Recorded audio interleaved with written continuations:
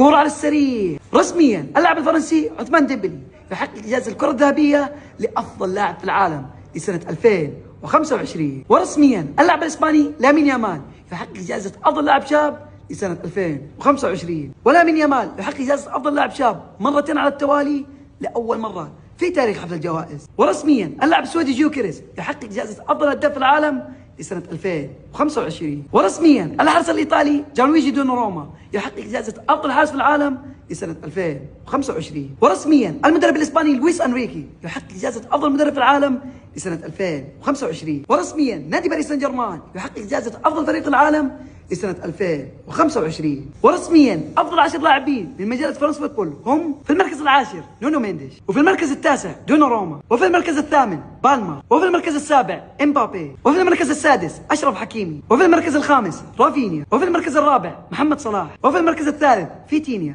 وفي المركز الثاني لامين يامال، وفي المركز الأول وأفضل لاعب في العالم عثمان ديمبلي. ولمتابعة أخبار كرة القدم اضغط على الزائد الأحمر وتابعني.